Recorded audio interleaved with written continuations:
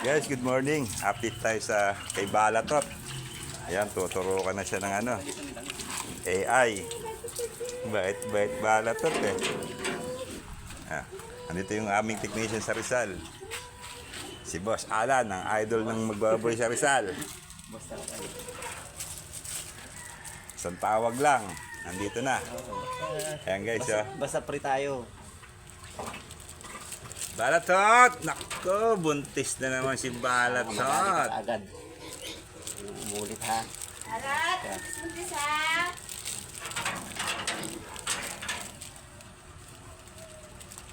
Ayan guys, oh. Hit na siya. Hit. Mamayat ang gusto yan, That's ala. why. Oh, biruin mo naman. Hindi yan. Mamayat siya ng gusto. Hindi mo kagad din ako inalay talaga. Buti nga ngayon, ano eh. Biglang laki naman yung katawan niya ngayon, no? Pinaka ano talaga niya, 1 month lang. Pinaka matagal mo na. Wait, na mag-aantay. No, hindi, magwalay ng biik. Kasi pag pinatagal mo, kawawa yun. Ayun, kung kailan nga ako maaga nagwalay, 28 days. Yun. Saka Sa mga hindi... 28 days lang sa farm. Dati kasi yung winalay ko, 35 days. Okay yun, kung Tas inabot condition ng ng ilahin loob ko. maganda. Yung talaga sobrang taba niyo, okay lang. Pero pag ganito kasi, papayatin talaga. Mamayat siya, hindi na baboy tignan eh.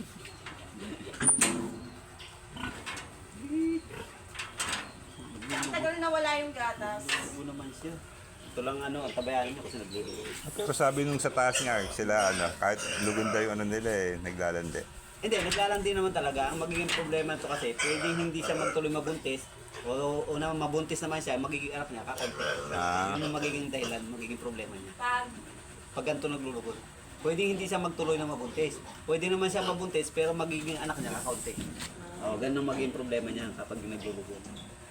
Pero ano naman eh, patapos na yung logo niya. Wala na ako gano'n nawawala sa ano, konting-konti na lang. Hindi ka tulad ng una, yun no? Ang daming... Pero meron naman na ano, Sana kaya nung ine-ex sa murong dati eh. Ano pa siya, mas matigas pa ganito, gantuin mo lang, naglalagas eh. Nabubuntis naman siya, at ang daming anak. Meron gano'n, siguro Ay, depende rin sa lahi. Kasagsagan ng ano, no? Sa lahi rin siguro. Ayan guys, pinaliguan na namin si Balatot kasi ilang araw na naman hindi maliligo to. Bawal paliguan. Yan, tisay, oh. Tisay na naman ang mukha, oh.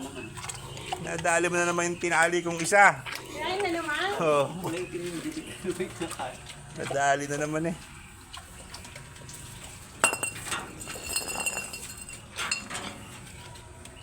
Pag mag-ikot kayo, ingat din kayo ah. Hindi nga ako lumalapit sa ano eh. Ako hindi na ako nag-ikot. Mag-ikot man ako isang ano na lang, kagaya to sa'yo. Ikaw lang, wala na. Punta na ako mga tindahan. Hindi na ako nag-ikot ng mga baboy. Walang na napunta dito eh. Hindi, kahit kayo ba? Kayo yung pag-ikot-ikot nyo. Nakatakot din kaya. Pero kung wala naman kayo puntang baboy, ano na? Sige na, sa mga baboy lang naman yan. Sa muro. Nga daw yung bukat ako sa'yo, sabi mo namatay nga daw dalawang Sa ano, meron. Sa kasinay. Pero yun naman kasi, hindi pa confirm kung wala pa. Hindi kagaya Guys, ng moro. mga kasi bake nagas natin. Ng, ano, nagdeklara ng bake. Talagang hindi maiwasan ng makagat ng lamok.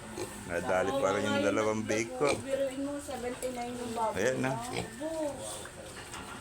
Nalagyan na natin ito ng used oil. Ano eh. Wala pa resulta. May kakilala kasi ako taga-DA.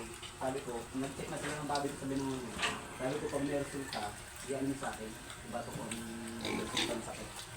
Kasi sabi, papandilat niya yung ticket. Kinain mo na naman yung ano. Oo, sa Laurel yata. Laurel Batangas. Eh, nagka-ano pa? Nagka-bagyo. Kaya tagal. Ayan guys, konti na lang. Kung ano, Occidental Mindoro. Okay guys, update tayo sa mga susunod na araw. Thank you. Happy farming.